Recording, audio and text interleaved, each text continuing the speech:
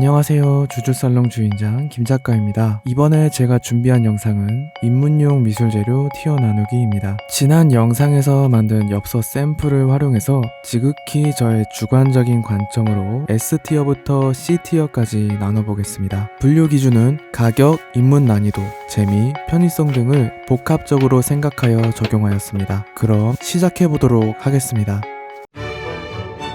자, 저는 일단 이렇게 나눠봤습니다. 왼쪽에서 오른쪽으로 보시면 되겠고요. 먼저 S티어 첫 번째, 연필입니다. 가장 추천하는 재료란 뜻이겠죠? 무슨 말이 필요할까요? 가격도 저렴하고 구하기 쉽고 그리는 재미도 있는 입문용으로 무조건 추천 가능한 재료입니다. 그리고 다음 S티어 재료들을 보시겠습니다. 사실 여기서는 고민을 좀 했습니다. 그런데 오일 파스텔이 옆에 다른 재료에 비해서 그리는 재미도 있고 저렴하고 다루기 쉽다는 판단이 들었습니다. 손에 묻는다는 아주 치명적 단점이 있긴 하지만 노력 대비 예쁜 그림을 그릴 수 있는 재료라 생각합니다. 가격도 인터넷 기준 36색을 만원대로 구입 가능합니다. 유튜브에 오일 파스텔로 그림 그리는 영상도 많아서 독학하기에도 좋다고 보입니다. 그리고 아무래도 얇은 선의 표현은 어렵기 때문에 유성 색연필 몇 자루와 같이 혼용하여 사용하시는 것을 추천해 드립니다. 다음으로 놓은 것은 수채화입니다. 사실 펜화와 수채화 사이에서 굉장히 고민을 많이 했습니다. 편의성과 가격에서는 펜화가 압승이고 저의 개인적 취향도 펜화를 더 좋아합니다. 그런데 수채화를 펜화보다 앞에 놓은 결정적 이유는 재미입니다. 수채화가 처음 입문하기에는 난이도가 좀 있는 재료이긴 한데 거기서 얻어지는 성취감이 분명히 있습니다. 또한 많은 사람들이 다루는 재료이기 때문에 독학하기에도 좋은 자료가 많다고 생각합니다. 무엇보다 넓은 면을 예쁜 색감으로 채워나가는 것 자체가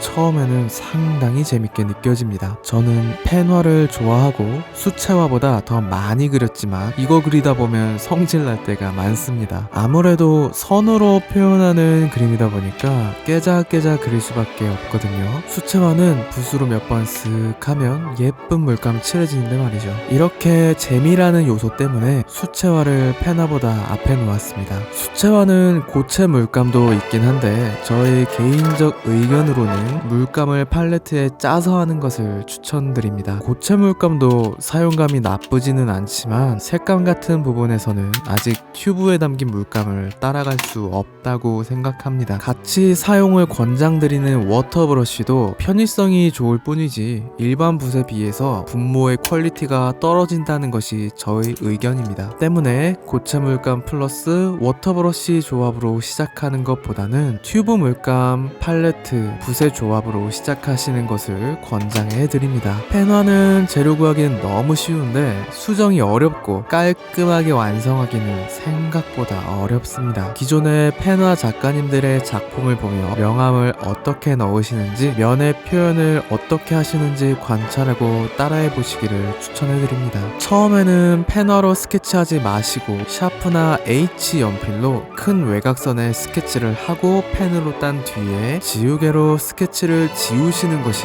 좋습니다.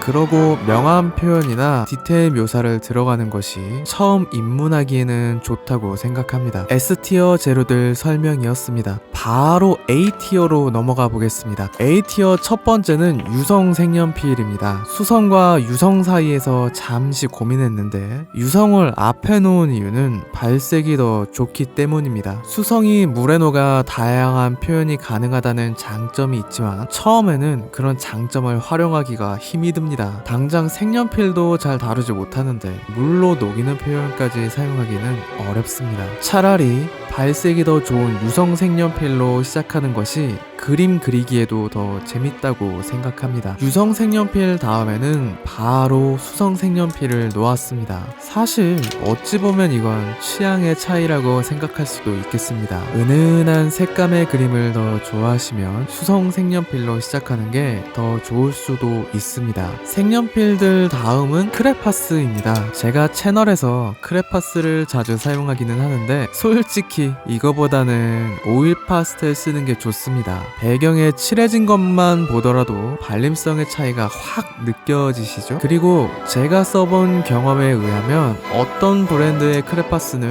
이유는 알 수 없지만 칠한 부분 위에 다시 칠하면 정말 발색이 안 되는 경우도 있었습니다. 유화용이어서 기름 성분 같은 것을 많이 뺀 것인지 모르겠지만 발림성이 우수하지가 않습니다. 그래도 장점이라면 접근성이 좋다는 것입니다. 오일 파스텔로 그림 그리면 뭔가 잘 그려야 할 것 같거든요. 그런 부담감이 좀 있는데 크레파스는 그냥 편하게 낙서하듯이 쓱쓱쓱 그릴 수 있습니다. 취미에서 중요한 건 재밌고 편하게 쓱쓱쓱 그리는 것이라고 생각하거든요. 그런 부분에서 크레파스는 분명히 장점이 있습니다. 그 다음은 아크릴 물감입니다. 저는 개인적으로 수채화보다 아크릴 물감이 다루기에 더 쉽다고 생각합니다. 틀려도 수정할 수가 있고 물 조절을 수채화처럼 엄청나게 섬세하게 하지 않아도 막 칠해서 그림 재밌게 그릴 수 있기 때문입니다. 그런데 처음 접하시는 분들은 아크릴이 너무 빨리 말라서 어려워하시는 경우가 많았습니다. 특히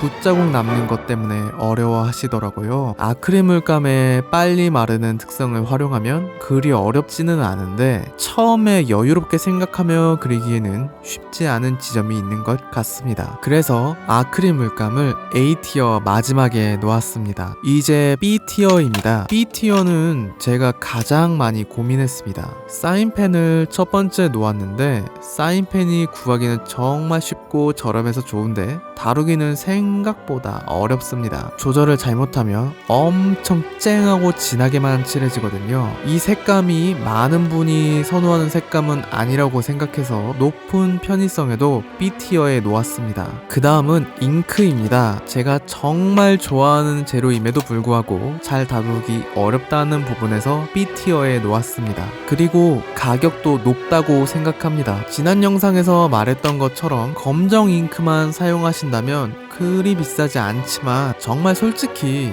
이거 쓰시면 절대 검정 잉크만 구입하지 못합니다. 분명히 하나 둘 모으게 되실 것이에요. 잉크가 색이 얼마나 많은데요. 본인이 수집력이 조금이라도 있는 사람이라면 잘 쓰지 않아도 일단 모으게 될 것입니다. 저처럼요. 다 쓰지도 않는데 정말 모으는 재미에 들려가지고 하여튼 B티어 마지막은 파스텔입니다. 파스텔은 색감이 정말 뛰어난 매력 넘치는 재료입니다. 다루기도 어렵지 않아요. 그런데 날리는 가루, 완성하고 뿌려야만 하는 픽사티브, 엉망이 되는 손 등등 불편한 점이 너무나 많습니다. 그리고 지난 영상에서 제가 파스텔을 구입할 때 너무 저렴한 것보다는 어느 정도 가격 있는 것을 구입하시기를 추천해 드린다고 말씀드렸습니다. 그 이유를 말씀드리겠습니다. 쉽게 예를 들어 보자면 1000원짜리 파스텔로 10번 발라서 나오는 색감이 2000원짜리 파스텔 쓰면 3번 만에 올라옵니다. 제가 특정 브랜드를 말할 수는 없지만 유독 파스텔은 재료의 갭의 차이가 심하다고 느꼈습니다. 다른 재료는 저가와 중저가의 색감 등의 차이가 그렇게 크다고 느끼지는 못했는데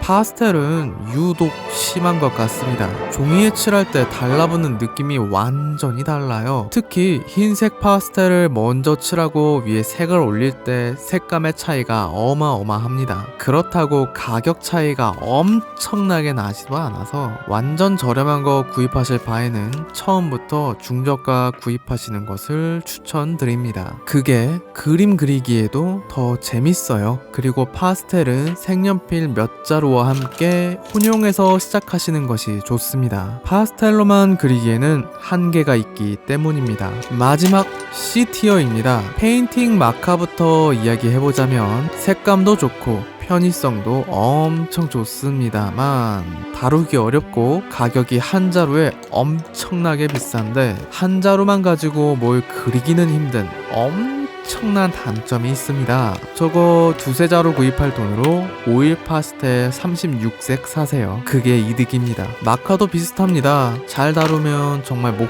그리는 것이 없습니다. 제가 어느 영상을 봤는데 에어브러쉬 같은 거랑 연결해서 쓸 수도 있더라고요. 빠르게 슥슥슥 그리기에는 정말 재밌는 재료입니다. 그런데 역시 가격이 너무 비싸요. 이것도 파스텔처럼 저가랑 중저가가 품질의 차이가 많이 납니다. 한 한번 그었을 때 색감의 차이가 엄청나요. 그래서 저가로 시작하는 것 자체를 그다지 추천하고 싶지 않습니다. 그래도 장점은 확실한 재료이니까 시작하고 싶으시면 그레이톤으로 4자루 정도 구입해서 시작해 보시는 것도 나쁘지 않다고 생각합니다. 대망의 마지막은 유화입니다. 사실 저는 진심으로 유화가 다루기에는 수채화나 아크릴 물감보다 쉽다고 생각합니다. 수정도 얼마든지 할 수 있고 천천히 말라서 여유롭게 생각하며 그리기도 좋습니다. 색감도 엄청 좋아서 칠하는 것 자체가 재미도 있고요. 냄새는 솔직히 제가 지난 영상에서 추천한 오일 사용하시면 그다지 문제가 되지 않습니다. 그런데 다른 부수정 문제들이 너무 큽니다.